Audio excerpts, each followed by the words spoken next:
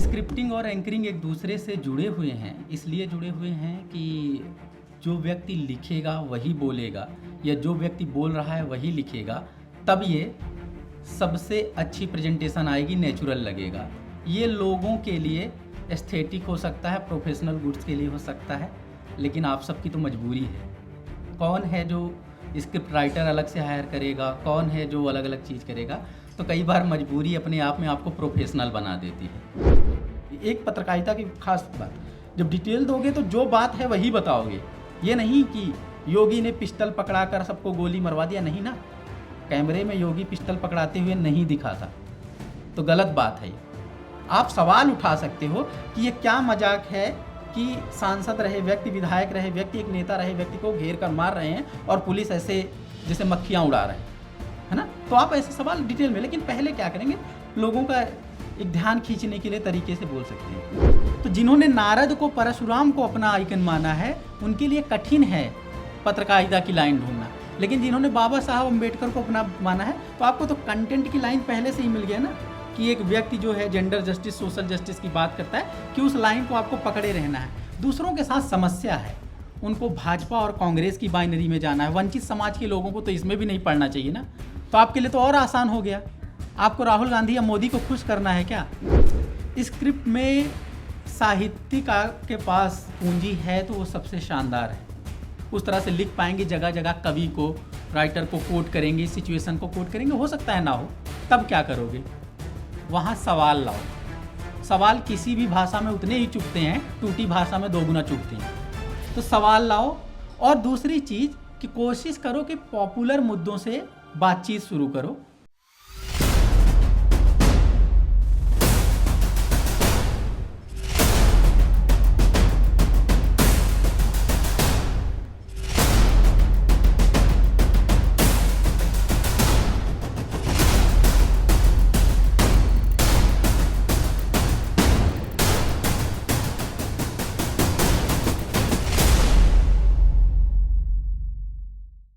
तो जय भीम, स्वागत है आप सबका बहुजन यूट्यूबर्स मीट के दूसरे दिन में। मुझे उम्मीद है कि कल का दिन आपके लिए ज़रूर लाभदायक रहा होगा और जो भी स्पीकर्स हमारे आए उन्होंने आपको मेंटर किया, उससे ज़रूर आपको कुछ ना कुछ अच्छी जानकारी मिली होगी।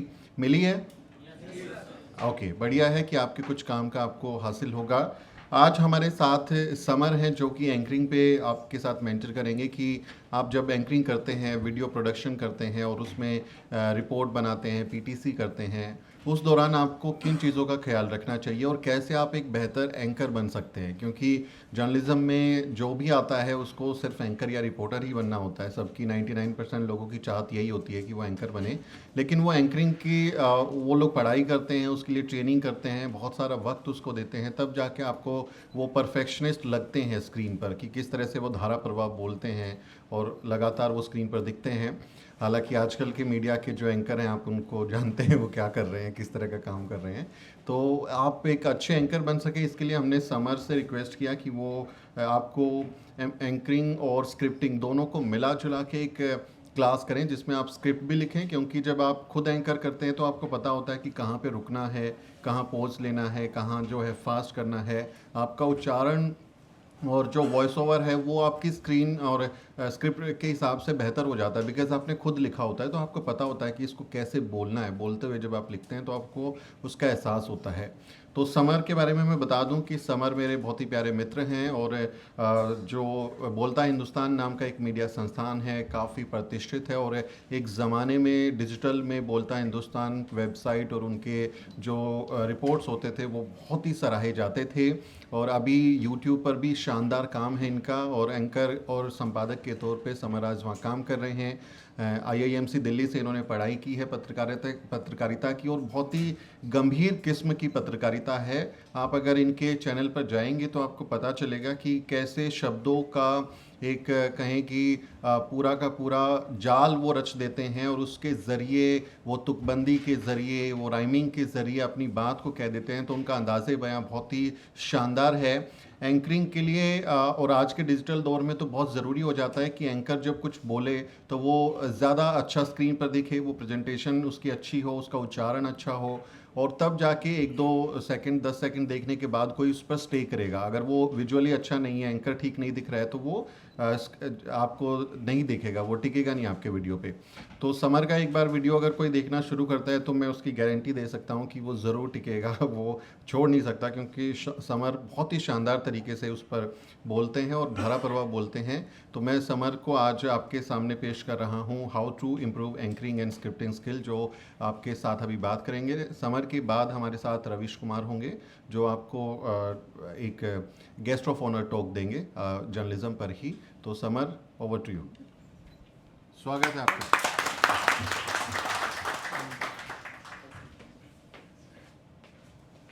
गुड मॉर्निंग, जय भीम। आप सभी का स्वागत है। दूसरे दिन आज प्रोग्राम है। स्क्रिप्टिंग और एंकरिंग एक दूसरे से जुड़े हुए हैं, इसलिए जुड़े हुए हैं कि जो व्यक्ति लिखेगा वही बोलेगा, या जो व्यक्ति बोल रहा है वही लिखेगा, तब ये सबसे अच्छी प्रेजेंटेशन आएगी, नेचुरल लगेगा। ये लोगों के लिए एस्थेटिक हो सकता है, प्रोफेशनल गुड्स के लिए हो सकता है, लेकिन आप सबकी तो मजबूरी है। कौन है जो स्क्रिप्ट राइटर अलग से हायर करेगा, कौन है जो अलग अलग चीज़ करेगा? तो कई बार मजबूरी अपने आप में आपको प्रोफेशनल बना देती है। तो अगर आप अपने वीडियो के लिए खुद लिख रहे हैं तो आप सबसे ज़्यादा नेचुरल लगते हैं, क्योंकि आपको ही वो बात बोलनी है। लेकिन अब क्योंकि बड़े सेटअप जब होते हैं, टीवी चैनल होते हैं और जगहों पर, तो वहाँ पर बहुत सारे लोग होते हैं। किसी की जिम्मेदारी है लिखना, किसी की जिम्मेदारी है सिर्फ पढ़ना, और कुछ ऐसे लोग हैं 10 साल तक खबरें पढ़ रहे हैं, उस खबर का अंदाज़ा तक नहीं होता कि वो क्या है। 10 साल तक एक मुद्दे पर बोल रहे हैं, उस पर समझ भी नहीं विकसित होती, क्योंकि उसकी ज़रूरत भी उनको नहीं होती है। लेकिन उस तरह के बने बनाए मीडिया से हमें इसलिए लेना देना नहीं है, क्योंकि जब आप डिजिटल में हैं, जब सोशल मीडिया के दौर में हैं, तब हर बात का एक इंटरेक्शन होता है। आपको तुरंत कमेंट करके, टैग करके अथॉरिटीज़ से तुरंत लोग पूछने लगते हैं, तो आप उनकी तरह कुछ भी पढ़कर नहीं जा सकते। आपको तुरंत का तुरंत तैयार होना होगा, हर चीज़ पता होनी होगी कि क्या बोल रहे हैं। तो और अब इसमें एक बात ये आई कि अगर मैं स्क्रिप्टिंग या एंकरिंग की एक आधे घंटे की जो भी क्लास है ले रहा हूँ, तो इसमें एक चीज़ ये हो सकती थी कि जो एकेडमिक रूप से अप्रूव्ड है, जैसे कि पत्रकारिता का संस्थान है IIMC, और जामिया और DU जैसे तमाम संस्थानों के डिपार्टमेंट्स में भी पत्रकारिता की पढ़ाई होती है, तो उसमें जो सिलेबस है उस पर लाकर बात करें क्या। लेकिन एकदम सीधी सी बात कि उसमें जो पढ़ाते हैं उनको रत्ती भर पत्रकारिता आती है क्या? हमारे गुरु हैं, आती है क्या उन्हें? उन्हें लिखना बोलना आता है क्या? फिर हम उनसे क्यों सीखेंगे? सीधी सी बात है। उनको जाति जाननी है, उनको स्टेटस जानना है, किस विधायक सांसद के करीब हो जानना है, गोबर गौमूत्र में कितनी आस्था है ये जानना है। उनको ये नहीं जानना है कि सामाजिक न्याय के प्रति आपकी प्रतिबद्धता क्या है। उनको ये नहीं जानना है कि लैंगिक न्याय का आपका सावित्रीबाई फुले वाला अप्रोच क्या है। उनको ये जानना ही नहीं है कि पेरियार की उस एग्रेसिव विचारधारा में भी कई लोग यकीन रख सकते हैं। उनको बस हर किसी को नक्सल, आतंकवादी या देशद्रोही कुछ भी पोर्ट्रे कर देना है। तो एक समस्या है, और राइट विंग हर जगह का खतरनाक है। शिवा जी कल बता ही रही थी कि कैसे मतलब उनको मुस्लिम समाज में भी इसी तरह फेस करना पड़ता है।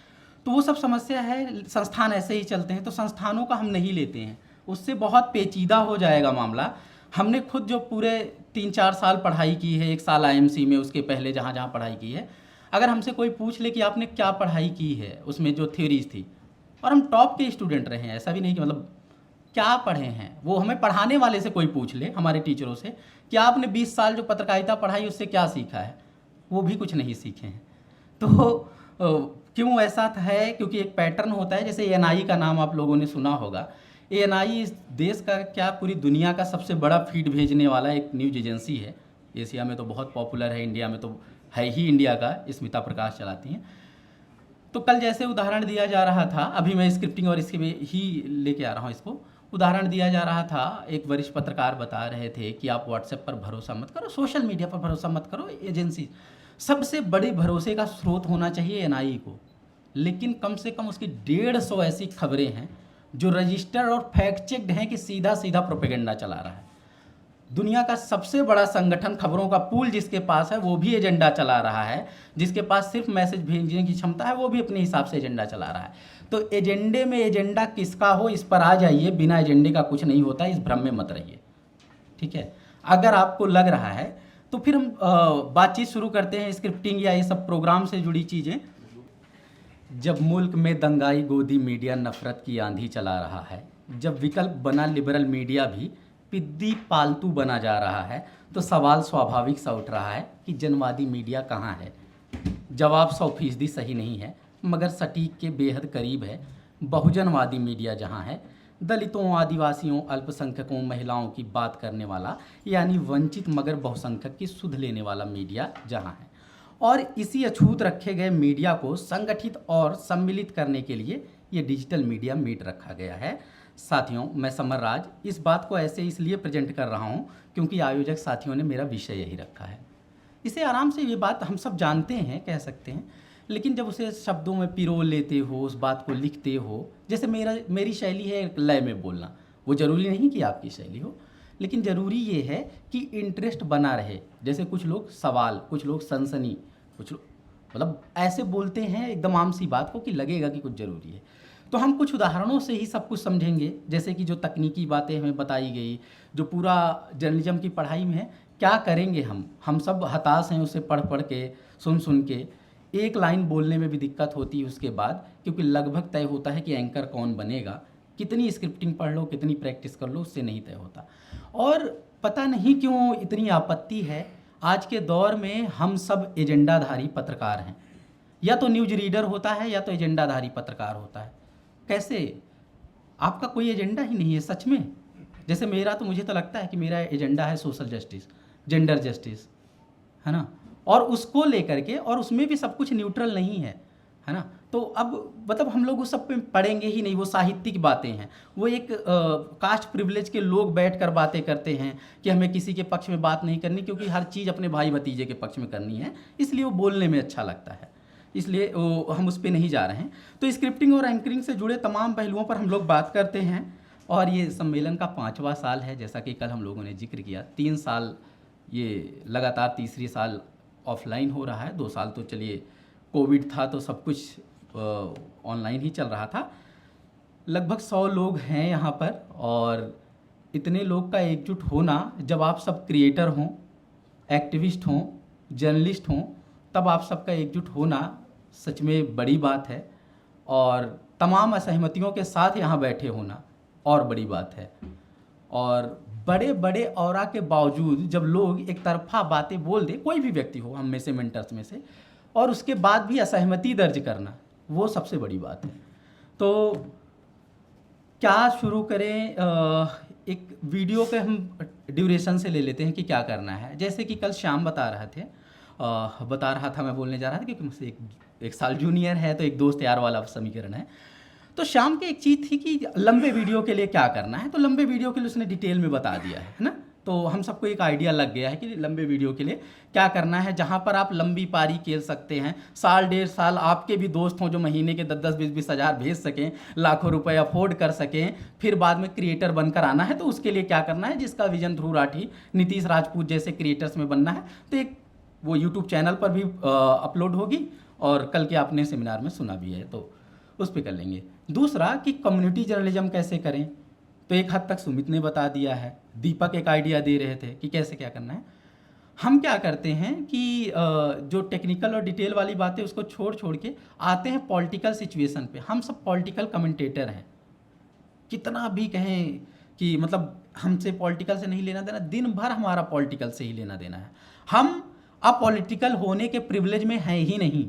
जिस वंचित समाज पर नज़र रखते हैं, वहाँ से खबर आती है कि 8 साल की बच्ची को मार के दफन कर दिया गया, और खाप महापंचायतें बैठी, बोली कि 2 चप्पल मार दो, उसको डांट लगा दो, और आरोपी को बरी कर दिया।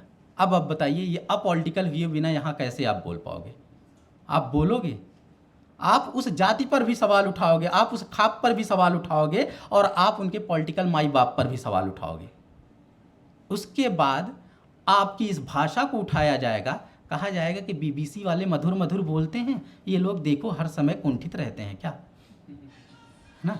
आप उस प्रिविलेज में हैं ही नहीं। अगर हम कम्युनिटी जर्नलिस्ट की बात कर रहे हैं कि आप एक शानदार पॉलिश्ड भाषा में एक ऐसी मधुर सी प्रेजेंटेशन तैयार करें कि बम गिर रहा है या अत्याचार हो रहा है, लेकिन आप उसकी एक डिटेलिंग में आराम से बताते चले जा रहे हैं। वो भी कानों को सुनने में बहुत अच्छा लगता है। मेरे खुद बहुत सारे फेवरेट जर्नलिस्ट हैं बीबीसी और तमाम जगहों पर, लेकिन वो कम्युनिटी जर्नलिस्ट के लिए, वंचित समाज के पत्रकारों के लिए तो बहुत काम की चीज़ नहीं है ना। तो हम क्या करेंगे कि हम एकदम हार्ड लाइन जा रहे हैं, क्योंकि हमने लगभग सबका कंटेंट देखा है जितने 3 साल से मिलते हैं।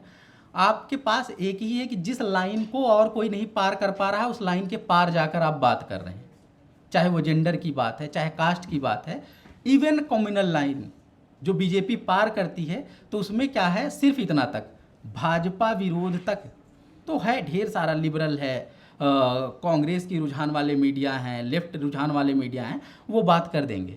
लेकिन जब उस मुसलमान की भागीदारी की बात आएगी, उसको सांसदीय विधायकी में टिकट की बात आएगी, उसकी बच्ची के बलात्कारी को टिकट देने वालों की बात आएगी, तब क्या करेंगे आप? तब देखेंगे कि कंटेंट शून्य हो चुका, ना उधर कुछ है ना इधर कुछ है। तो आप परेशान हो जाएंगे कि हम क्या करें, कहाँ से शुरू करें। जैसे एक उदाहरण के लिए मैं करता हूँ कि जैसे बीएचयू में एक बच्ची का, मतलब वो स्टूडेंट थी शायद, उसके साथ दिन दहाड़े रेप हुआ। तो आप ऐसे भी तो बता सकते हैं कि आजकल जो पहला साहित्यिक तरीका था, जो प्रिंट मीडिया में आता था, लिखा जाता था कि खबर वाराणसी से है जहाँ पर ऐसी ऐसी घटना घट गई है, ये सब हुआ है, पूरा डिटेल ऐसे देते हुए 5W1H ये सब करते हुए। लेकिन अब आपको इंटरनेट में लोगों को ध्यान खींचना है और उसको असरदार तरीके से बताना है, तो उसे लिखने में कुछ कर सकते हैं। जैसे कि मैंने लिखा था, बीएचयू में छात्रा के साथ बलात्कार करने वाले आईटी सेल के पदाधिकारी, संस्कारी एजेंडाधारी, बीजेपी के भगवादारी गिरफ्तार हो चुके हैं। इनकी तस्वीरें मंत्री, मुख्यमंत्री, प्रधानमंत्री के साथ वायरल हो रही हैं, मगर टीवी मीडिया को नहीं दिख रही हैं। शायद इसलिए कि आरोपी उर्दू अरबी नाम वाले नहीं हैं, या इसलिए कि विपक्षी दल विरोधी विचारधारा वाले नहीं हैं। ये ठीक है। तो आप उसी बात को इस तरह से कह रहे हैं। ये मेरी शैली है, आपकी अलग शैली होगी, लेकिन कोशिश करेंगे कि मिले वो शब्द, और उसमें भी कोशिश करेंगे वो तत्सम शब्द ना हो, जिसे शुद्ध हिंदी कहते हैं, उससे बचिए। उसे बहुत ही प्रिविलेज लोग, मतलब सारे अपर कास्ट भी नहीं, कुछ ब्राह्मण और कुछ भूमिहार जिनका एकेडमिक बैकग्राउंड रहा है, उसके अलावा तत्सम शब्द कोई नहीं यूज करता। एक बनिया भी नहीं यूज करता, क्षत्रिय भी ना के बराबर यूज करता है। ओबीसी भूल जाइए, मुस्लिम भूल जाइए, नए युग के लड़के लड़कियां जो मेट्रो सिटी में पढ़ रहे हैं वो तो बिल्कुल नहीं। तत्सम शब्द आप समझ रहे हैं ना, जो एकदम संस्कृत निष्ठ शब्द होते हैं, जो आए होते हैं, तो उससे बचना होता है। जैसे एक पैटर्न हमने देखा 4 साल से लगातार, आप देखोगे रमजान के महीने में एक बड़ी घटना होगी, पूरे महीने टीवी चैनलों पर एक टीआरपी गेम चलता रहेगा।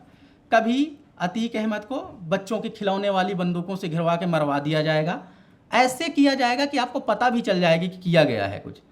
तो अब आप क्या करेंगे? वो तो सब बातें बता रहे हैं, सवाल उठा रहे हैं, तो जैसे मैं मतलब तरीका बता रहा हूँ कि ध्यान खींच कैसे सकते हैं। तो आप क्या करिए कि रमजान और मुसलमान का माफिया कनेक्शन जोड़ दीजिए।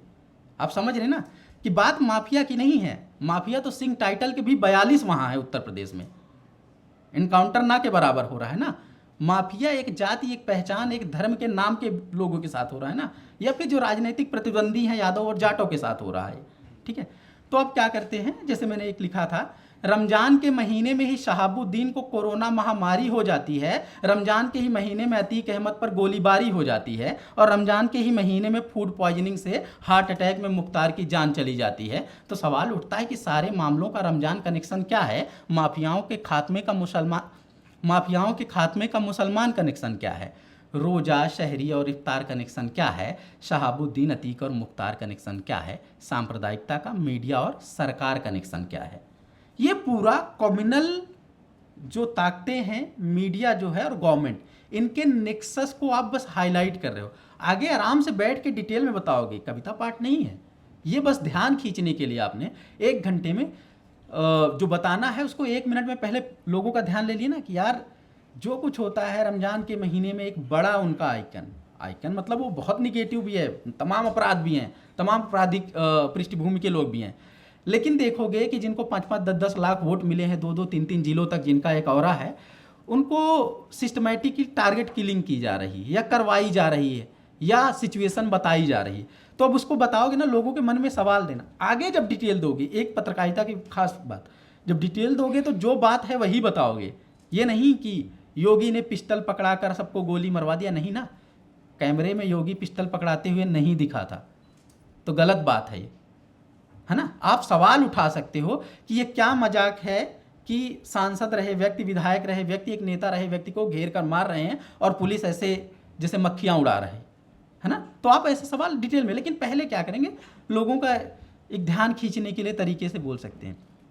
अच्छा, वैसे तो सवाल जवाब का सेशन बाद में होता है, लेकिन वैसे कोई बता सकता है कि आप में से एक आइडिया किसको ये है कि जब आप वीडियो करने बैठते हैं, कोई वीडियो प्रेजेंट जरूर करता होगा हमारे बीच से, वीडियो करने बैठते हैं तो आपके दिमाग में ज़रूर आता होगा कि हम जो बात कर रहे हैं कोई ट्रोल करेगा, किसी के मन में आता है। और वो मुझे बस ये जानना है कि आप बस ये बताएं कि कौन ट्रोल करेगा, इस बात का आपके मन में किसका आता है, किसका डर आता है? वो किसी कास्ट ग्रुप का, किसी पॉलिटिकल पार्टी का, कोई प्रेजेंट करने वाला व्यक्ति बताए। अंधभक्तों से आपका मतलब है कि चलो बीजेपी को मानने वाले लोग वो ट्रोल करेंगे, है ना। अब आइए मैं वैसे तो बहुत सारे एग्जाम्पल्स हैं, दिखाते हैं। अब उनके दिमाग में एक चीज़ आ गया कि अगर मैं ये काम करूँगा तो वो ट्रोल करेंगे, ठीक है। तो उनका मोस्ट पॉसिबिलिटी ये है कि वो वीडियो बीजेपी के अगेंस्ट ही कर रहे हैं, ऑब्वियसली तभी वो कर रहे हैं। दूसरा कि अब उनके मन में ये है कि उनको धूल चटाने के लिए कुछ भी कर जाएंगे। यहाँ से रंजिश पनपती है, क्योंकि जवाब देने का आपने पहले ही ठान लिया। तो क्या करना है कि हमें जब बोल रहे हैं, बता रहे हैं, मुद्दे पे ही हम लोग बोलते हैं, है ना। हम कैसे अच्छे प्रेजेंटर बने, वो डीडी न्यूज़ वाली नीलम मैम बेहतर बता के गई होंगी, जो 42 साल तक लगातार प्रेजेंट की हैं अच्छे से। लेकिन हम कैसे मुद्दों पर बोले, या राजनीतिक दलों पर बोले, राजनीतिक मसलों पर बोले, सामाजिक मसलों पर बोले, तो उसमें बीच की लाइन क्या है। तो जब आपको कंटेंट क्रिएट करने के पहले ही पता है कि एक वर्ग right wing, Hindu right wing आपको ट्रोल करेगा, बीजेपी समर्थक ट्रोल करेंगे, तब फिर आपको लगने लगता है कि उसके अगेंस्ट करते हैं, और इसी आंधी में बहकर आप उनसे बड़े ट्रोल बन जाते हैं और ऐसा कंटेंट क्रिएट करते हैं कि बिल्किस के बलात्कारियों को सवाल उठाते उठाते आसिफा के बलात्कारियों के यार को जस्टिफाई कर जाते हैं। आप समझ रहे हैं ना कि इधर कुछ भी हो रहा है, क्योंकि आपको जवाब देना है। ये एक ह्यूमन नेचर है। जब आप पर अटैक हुआ है, जब आपको लगता है कि अरे, जैसे श्याम बहुत बार आपा खो देता है, जो लोग सोशल मीडिया पर उसे पाओगे, इसलिए नहीं कि वो श्याम के नेचर में बहुत हम्बल है। कल आप लोगों ने देखा ना, बहुत प्यार से बात करता है, लेकिन जब कोई पर्सनल गाली दे रहा है तो इंसान का दिमाग फिर वहीं तक चला गया। तो ट्रोलिंग के शिकार हम सब होते हैं। इसलिए क्या करने लगते हैं कि कंटेंट और पार की बाइनरी में बनाने लगते हैं। तो उससे बचने का एक तरीका ये है कि कल हिस्टोरिकल कॉन्टेक्स्ट पे भी बात हुई कि इस देश में भी मुल्क की आज़ादी की एक जंग चल रही थी, दूसरी तरफ कांग्रेस उसका झंडा उठाए चल रही थी, बीच में बाबा साहब कुछ और कर रहे थे। वो तो इस हार्ड लाइनर एक्टिविस्ट में भी नहीं थे और वो साम्राज्यवाद के समर्थक भी नहीं थे। आप जब सामाजिक न्याय के पक्ष में हैं, आप जब न्याय की बात कर रहे हैं, तो आप आर और पार में नहीं रहेंगे, आप दोनों तरफ सवाल करेंगे और अपनी बात रखेंगे। तो अभी पत्रकारिता में क्या है कि कोई डिफाइंड चीज़ तो है नहीं कि एडिटोरियल लाइन क्या होना चाहिए, कंटेंट क्या होना चाहिए, वो तो सिचुएशन पे ही आती है। लेकिन एक मोटे तौर पर हम सब ये डिसाइड कर सकते हैं कि पहली चीज़, एक लाइन जो नहीं पार करनी है वो ये है कि कॉन्स्टिट्यूशनल फ्रेम के बाहर कुछ नहीं जाना है। और उसका प्रियम्बल ही एक, सब लोग का पूरा कॉन्स्टिट्यूशन तो नहीं पढ़ने जा रहे हैं, उसके प्रियम्बल में जो मूल बातें हैं उसको नहीं भूलना है, उसमें बदलाव नहीं लाना है कि 3 साल तक आप बोलते रहें कि अल्पसंख्यकों के पास भी मौके होने चाहिए, अल्पसंख्यकों को भी विश्वविद्यालयों में भागीदारी मिलनी चाहिए, और कहीं से कोई प्रॉफिट मिले तो तुरंत सवाल उठाना शुरू कर देना चाहिए कि अल्पसंख्यकों को ज़्यादा सीट मिल गई है, अब उनको हिस्सेदारी नहीं मिलनी चाहिए। उसकी आप स्टडी करिए कि क्या हो रहा है। कहीं ओवर रिप्रेजेंटेड है तो वहाँ पर SC ST समाज के लोग कैसे रिप्रेजेंट होंगे, उनका रिजर्वेशन क्यों काटा जा रहा है, और जहाँ वो नहीं रिप्रेजेंटेड है, जहाँ वो 15% 18% आबादी है, वहाँ 2% मुसलमान क्यों हैं। तो ये सब पढ़ेंगे, देखें। तो अभी क्या करना है, ये मुद्दे अलग अलग आते रहेंगे, लेकिन एक मोटे तौर पर कि कॉन्स्टिट्यूशन का जो प्रियम्बल है उसके आइडिया पे रहेंगे ना, तो भले बाद में जोड़ा गया है लेकिन उसमें तो सेकुलरिज्म भी है। तो आप क्या करेंगे, आप सोशल जस्टिस के प्रो रहेंगे, जेंडर जस्टिस के प्रो रहेंगे, सेकुलर रहेंगे, तो बहुत कुछ गड़बड़ाने की ज़रूरत नहीं है। अब सोचिए ना, क्या अमीश देवगन के पास कमी है किसी चीज़ को सीखने की? क्या ये जो टीवी के एंकर आप देखते हैं अर्नव गोस्वामी के पास, उनके पास किसी संसाधन की कमी? ऐसे रोज़ सेमिनार करवा सकते हैं, लेकिन उनको बेसिक्स क्यों नहीं पता है? वो क्यों किसी नस्ल का कत्लेआम करवाना चाहते हैं? पता सब है, बात इंटेंशन की है। बात है कि आपका रोजगार क्या है। उनका रोजगार है नफरत बेचना, आपका रोजगार क्या है दूसरों का भी, दूसरे साइड जो है जिसको आप लोग एक बैनर टर्म में बोलते हैं लिबरल मीडिया, जिसमें शायद मैं भी, क्योंकि मैं बहुत विपक्ष की बातें करता हूँ, विपक्ष के लोग बहुत पसंद करते हैं, तो मैं वहाँ से भी देख पाता हूँ कि उधर भी एक लाइन बनी हुई है कि हर हाल में मोदी को मिटाना है, हर हाल में इजराइल को नक्शे से मिटा देना है। ये वो लाइनें हैं ना जो आपको सोचने नहीं देती कि बीच में कुछ न्याय संगत बात कहाँ है। तो कुछ मैं एग्जाम्पल ही बता दूं क्या, क्योंकि हम सोशल इशूज पे भी बात कर लेंगे कि अगर बोलना है तो उस पर कैसे बोलेंगे। और जो सबसे कठिन है, जब आप बहुजन क्रिएटर होते हैं, ये मैं 3-4 दे के फिर 3-4 एग्जाम्पल बता दूंगा। जब आप बहुजन क्रिएटर हैं तो आपकी लड़ाई सिर्फ भाजपा कांग्रेस से नहीं है, इस मुल्क के सबसे पॉपुलर कैरेक्टर से भी है। आप क्या करोगे, जिनको सब पूज रहे हैं, इंडिया अलायंस, मैं भगवान की बात कर रहा हूँ, जो एक बहुसंख्यक आबादी के लिए भगवान है, वो आपकी ज़िंदगी को नरक बनाने वाला आइकन है। ये मैं नहीं कह रहा हूँ, ज्योतिबा फूले, बाबा साहेब, सब ने कहा है। तब आप क्या करोगे, उसको भी तरीके से प्रेजेंट करोगे, किसी के रेफरेंस से प्रेजेंट करोगे। आपको जाके झगड़ा नहीं लेना है ना, और क्यों लेना है, फिर तो आपको भी नफरत की कैटेगरी में डाल दिया जाएगा। तो जैसे मैं एक पॉलिटिकल लाइन के लिए पिछले साल 2 साल पहले जब यूट्यूबर्स मीट में एक एंकर वाली क्लास हुई थी, तो मैंने ढेर सारी बातें बताई थी। तो उसमें वीडियो के प्रीव्यू में सुमित ने जो लगाया था वो बड़ा, फिर क्योंकि बार बार मैं सुन रहा हूँ तो रट भी गया, कि उसमें मैंने बोला था कि एक तरफ आज़ादी का अमृत महोत्सव मनाया जा रहा है, दूसरी तरफ बलात्कारियों को आज़ाद कर दिया जा रहा है। बिल्किस के बलात्कारियों को आज़ाद किया गया था। तो एक तरफ आज़ादी का अमृत महोत्सव मनाया जा रहा है, दूसरी तरफ बिल्किस के बलात्कारियों को आज़ाद कर दिया जा रहा है। बताओ किसकी आज़ादी रोकी जा रही, किसको ज़्यादा आज़ाद किया जा रहा है। इस एंगल से सुना था। अब हमारे देश में कंटेंट की कमी नहीं है, ये मैंने सवाल उठा दिया, एक तरफा बाइनरी बना दी कि बीजेपी बलात्कारियों के समर्थक की समर्थक है। लेकिन आइए, इस देश में विपक्ष भी कम थोड़ी ना है। आप देखिए कैसे उस चीज़ को मुझे और दोगुना कंटेंट दे रहा है। तो यानी कि आप अगर कंटेंट में खुले हुए हैं तो दोगुना कंटेंट कैसे आ जाएगा। कि हमने पूछा कि बिल्किस के बलात्कारियों के तरफदार को एमएलए क्यों बनाया, मोदी जवाब दें। हिम्मत नहीं हुई, तब राहुल गांधी ने जवाब दिया, बच्ची आसिफा के बलात्कारियों के संरक्षक को टिकट दे दिया। बलात्कारियों को संस्कारी ब्राह्मण बताने वाले नेता को मोदी ने विधानसभा में टिकट दिया, तो बलात्कारियों के समर्थन में रैली निकालने वाले नेता को राहुल गांधी ने लोकसभा में भी टिकट दिया, विधानसभा में भी टिकट दिया। लाल सिंह दोनों चुनाव हार गया, यानी मेजॉरिटी ने उसे वोट नहीं दिया, मगर मुसलमानों ने एक साथ एक मुश्त वोट दिया। गुजरात में हिंदुओं ने मुस्लिम से नफरत में मोदी को वोट दिया, कठुआ में मुसलमानों ने मोदी से नफरत में लाल सिंह को वोट दिया। इस तरह मोदी बनाम मुसलमान में पूरा देश उलझ गया। बिल्किस हो या आसिफा, क्या फर्क पड़ता है, पूरा देश भाजपा बनाम कांग्रेस में उलझ गया। अब एक जेंडर का इशू है, एक बच्ची का बलात्कार हुआ है, उधर एक महिला का उसकी बच्ची के सामने बलात्कार हुआ है, लेकिन इस पर पॉलिटिक्स हो रही है।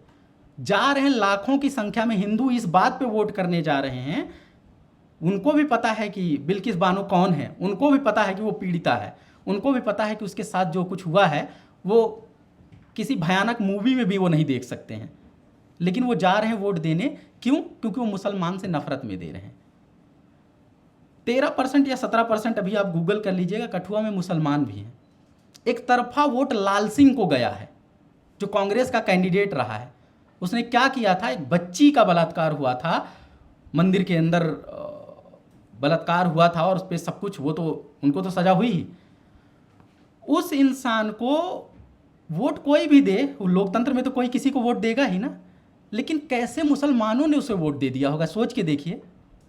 जो एक बच्ची के बलात्कारियों के लिए रैली निकलवाया था, लेकिन क्यों? क्योंकि नज़र कहाँ है, नज़र है कि मोदी को हराना है। सब कुछ भूल जाएंगे, आसपास की बच्ची, महिलाएं, ये सब। इस बाइनरी में इस देश का, समाज का बड़ा नुकसान हुआ है। तो आप लोग, हो सकता है कि मैं एक लिबरल यूट्यूबर्स मीट या कहीं और हूँ, तो इसकी ज़रूरत ना हो मुझे बोलने का। मुझे क्यों सबसे बुरा बनना है, मुझे सबके लिए क्यों अप्रिय बनना है। इसमें तो तमाम बुराइयाँ, तमाम बातें ऐसे उदाहरणों में हैं कि जिसमें सारे विपक्ष के नेता हैं, और लगभग सारे विपक्ष के नेता हम लोग के मित्रवत व्यवहार है, तो हम क्यों बुरे बन रहे हैं।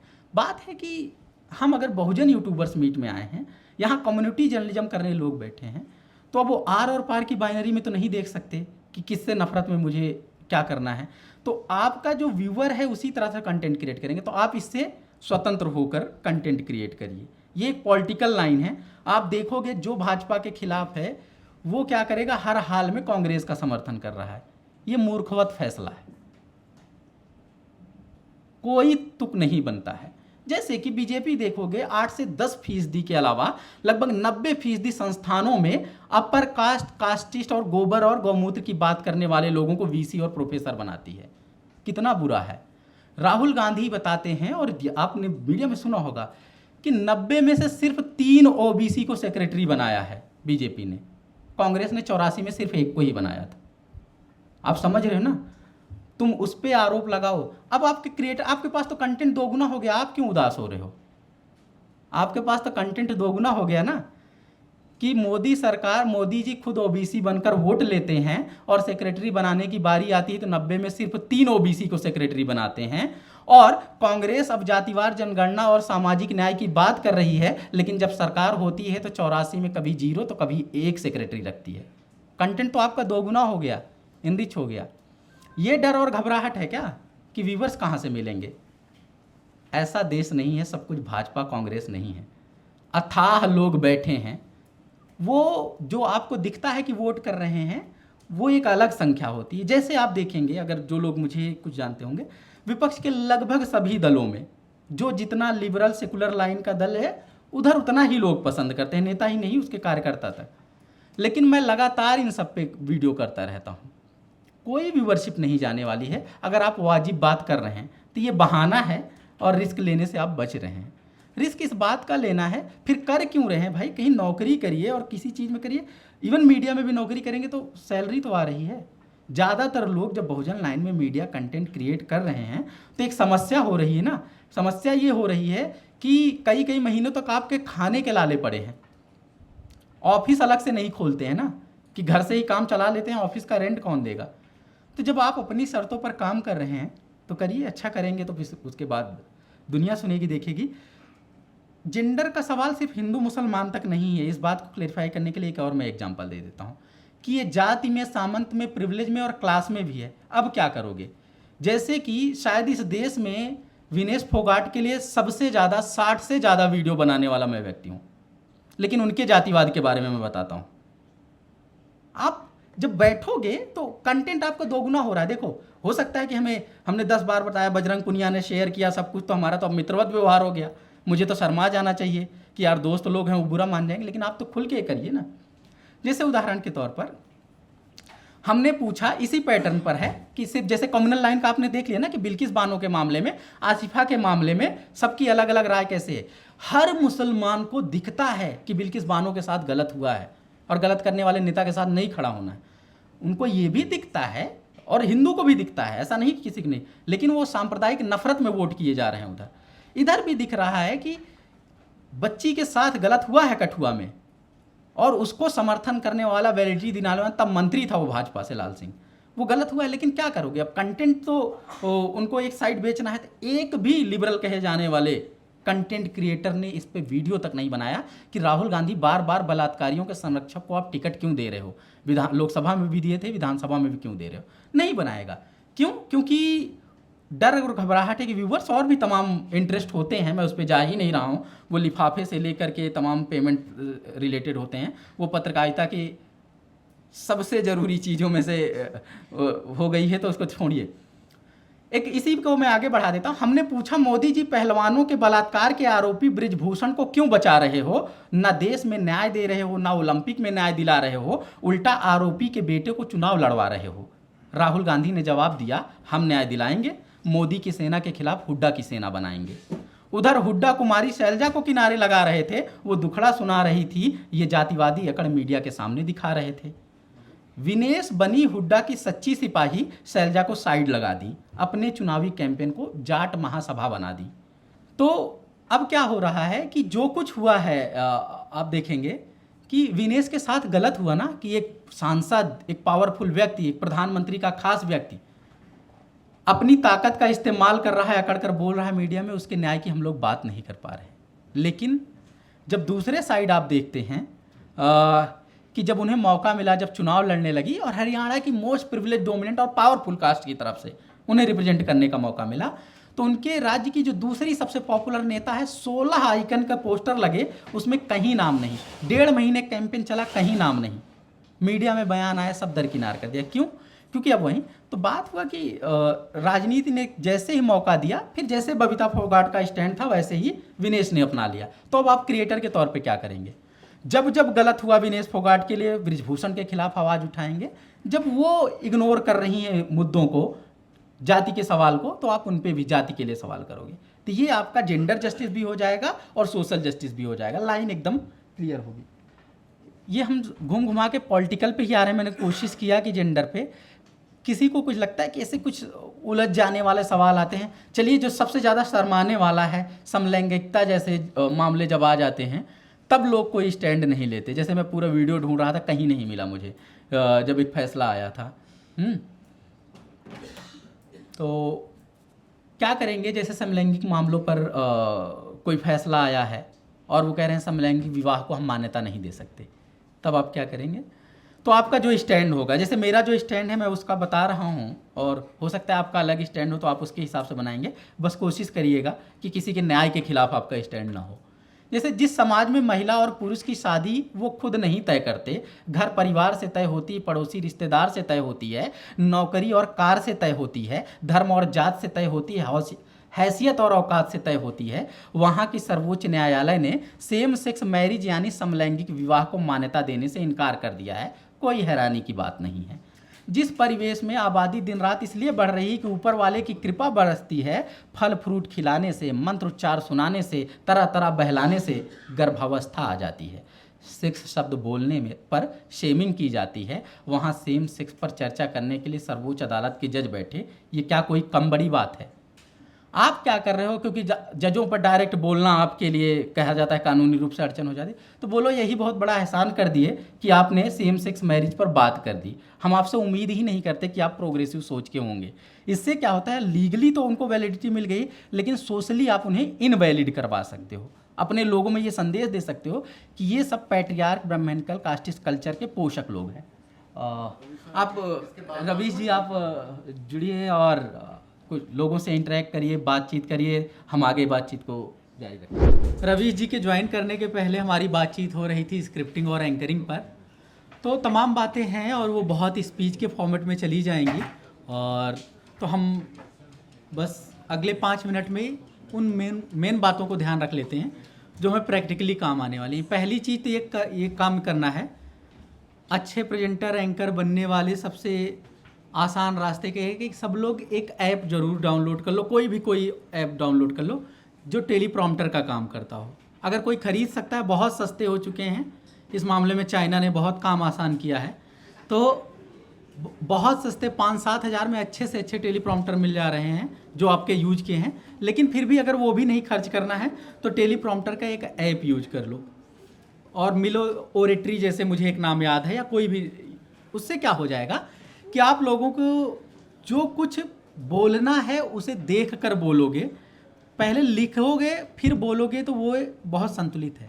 जैसे लगभग 50,000 के आसपास खबरें पब्लिश किया होगा, लगभग 7,000 के आसपास वीडियो प्रोडक्शन, लेकिन कभी भी उसमें गड़बड़ाया नहीं। इसलिए नहीं कि मेरे पास कोई जादू है या किसी और के पास जो हजारों लाखों खबरें या वीडियो कर रहे हैं, इसलिए कि उसे लिख लेते हो, वेरीफाई कर लेते हो, फिर उस बात को बोलते हो, तो बोलने में भी कॉन्फिडेंस आता है।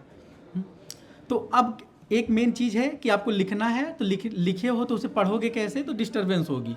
ये तो यहाँ हम लोग ऐसे काम चला रहे थे कि आपके सामने लैपटॉप से ढक दिया और पीछे से हम लोग पढ़ रहे थे, बातें कर रहे थे। लेकिन आप जब प्रेजेंट करोगे तो अगर मोबाइल से ही करना है तो कोई भी ऐप डाउनलोड कर लो, उसमें से स्क्रिप्ट देखो, नहीं तो टेलीप्रॉम्प्टर बहुत महंगे नहीं आ रहे हैं, वो ले लीजिए। अब आपके पास इक्विपमेंट हो गया, मोबाइल से ही काम कर रहे हो, माइक अच्छा हो, तो उन सब चीज़ों पे टेक्निकल पे बात हो गई है कि जितना अच्छा अफोर्ड कर सकते हो करो, नहीं तो कुछ 100 वाले माइक से भी काम चलाइए, बस शोर नहीं होना चाहिए। अब स्क्रिप्टिंग का दूसरी बात, स्क्रिप्ट से ही जुड़ा है टेलीप्रॉम्प्टर का मसला, ये देख लीजिएगा, चाहे मोबाइल पे चाहे उसका। स्क्रिप्टिंग में अब आप अपना इंटरेस्ट ग्रुप ढूंढ लीजिए। जैसे कुछ लोग कम्युनिटी जर्नलिज्म कर रहे हैं, तो वो क्या करेंगे, वो स्क्रिप्ट को अलग नज़रिए से देखेंगे। राम मंदिर सवर्ण समाज के लिए एक अलग मुद्दा है, दीपक की भव्यता से पटाखों से और मुसलमानों को जलाने से, उसके बिना अधूरा है राम मंदिर, सवर्ण समाज का जो एक ओरिएंटेशन है, समझ रहे हैं। लेकिन एक दलित के लिए वहाँ दूसरी कहानी है। मोस्ट प्रोबेबली जिस किस्से का ये जिक्र कर रही हैं वो तेल ले जाने वाले बच्चे कौन रहे होंगे, या तो अति पिछड़े समाज के कुम्हार नाई रहे होंगे, या फिर आप समझ रहे हैं जो डोमिनेंट कास्ट हैं, जो प्रिविलेज लोग हैं वो नहीं रहे होंगे। तो आपके लिए तो अलग स्टोरी पहले से ही है। कुछ चीज़ें आपको अंडर प्रिविलेज होना ही आपके लिए अच्छी बात हो गई कि आपने पहले से, जैसे मैं बताया नहीं कि प्रियम्बल है, कॉन्स्टिट्यूशन है, आपके तो आइकन ही वही हैं। तो जिन्होंने नारद को, परशुराम को अपना आइकन माना है, उनके लिए कठिन है पत्रकारिता की लाइन ढूंढना। लेकिन जिन्होंने बाबा साहब अम्बेडकर को अपना माना है, तो आपको तो कंटेंट की लाइन पहले से ही मिल गया ना, कि एक व्यक्ति जो है जेंडर जस्टिस, सोशल जस्टिस की बात करता है, जिस पे अभी लगभग हमने 30 मिनट 40 मिनट बात की थी, कि उस लाइन को आपको पकड़े रहना है। दूसरों के साथ समस्या है, उनको भाजपा और कांग्रेस की बाइनरी में जाना है। वंचित समाज के लोगों को तो इसमें भी नहीं पढ़ना चाहिए ना। तो आपके लिए तो और आसान हो गया। आपको राहुल गांधी या मोदी को खुश करना है क्या? या हम में से जो लोग कम्युनिटी जर्नलिज्म कर रहे हैं, उनमें शायद ही किसी की डायरेक्ट अप्रोच मोदी या राहुल गांधी से हो, तो नाराज़ भी होंगे तो क्या होगा? ठीक है ना, एक बात। दूसरी बात कि पत्रकारिता करते समय इन सब चीज़ों का अगर आप इतना माइंड करेंगे ना, तो फिर आगे कुछ नहीं हो पाएगा, क्योंकि हर समय फिर कोई ना कोई नाराज़ होने के लिए बैठा रहेगा। फिर वही नाराज़ होने वाली आर्ट सीखनी पड़ेगी, जिसका अभी सोनल जिक्र कर रही थी कि उनके पास साहित्यिक भाषा है तो वो तो लपेट लेंगे सामने वाले को अगले में। लेकिन हर किसी के साथ वो प्रिविलेज नहीं है। कई दोस्त महाराष्ट्र से मिले, कह रहे मेरी हिंदी अच्छी नहीं है, मैं कैसे बोलूँगा?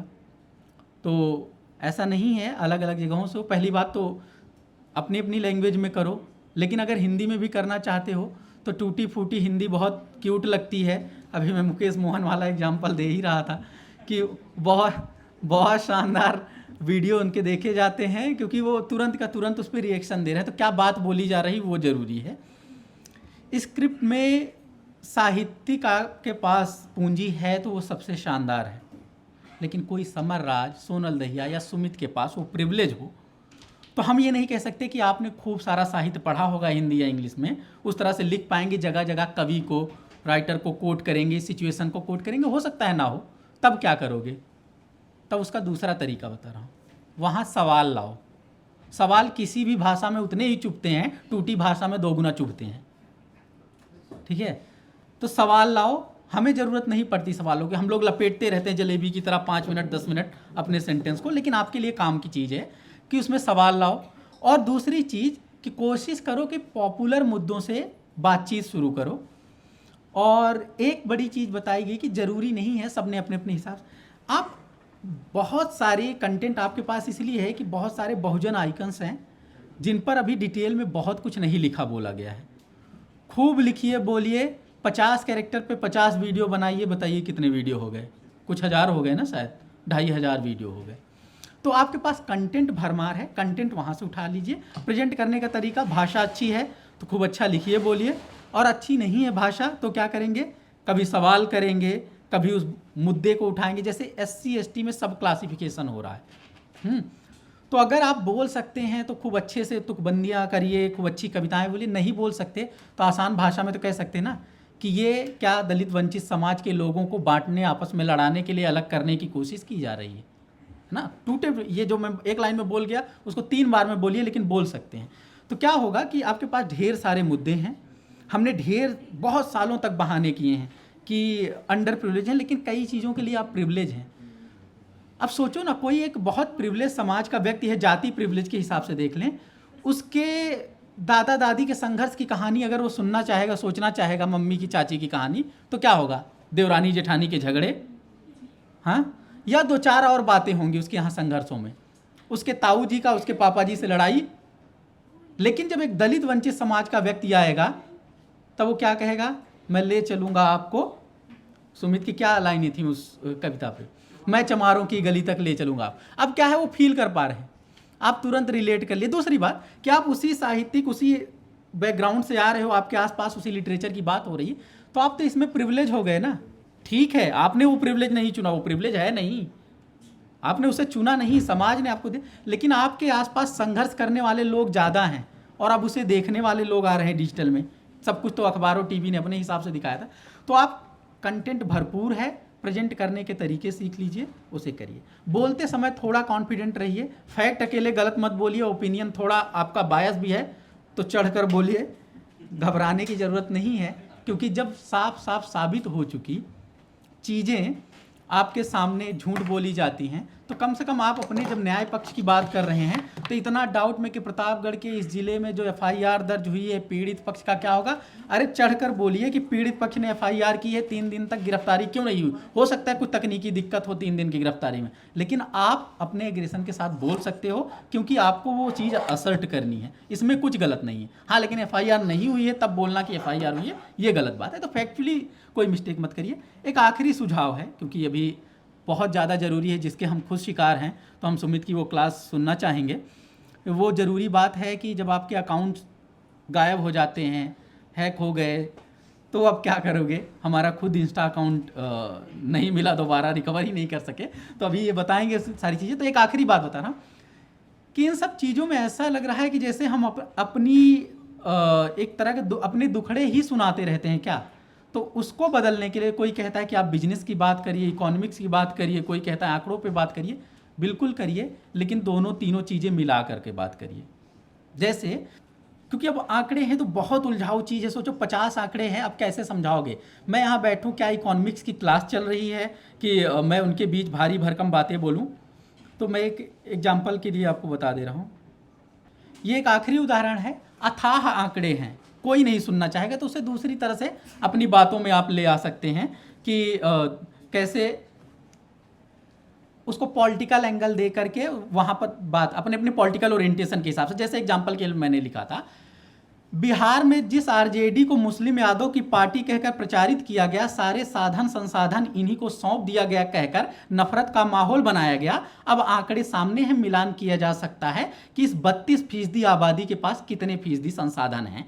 ब्राह्मण, भूमिहार, राजपूत, कायस्थ की कुल आबादी से 3 गुना ज़्यादा आबादी जिन मुस्लिम यादव की है, उनके पास 3 गुना ज़्यादा संसाधन है या बराबर संसाधन है या 3 गुना कम संसाधन है। 3 गुना ज़्यादा संसाधन है तब तो सामाजिक न्याय हुआ है, क्योंकि बराबर का मामला है। और अगर बराबर है तो 3 गुना अन्याय हुआ है, और अगर 3 गुना कम है तो 9 गुना अन्याय हुआ है। आप समझ ना, आंकड़ों की बात कर रहे हो, लेकिन आपको सोशल जस्टिस के पूरे फ्रेम में लपेट करके।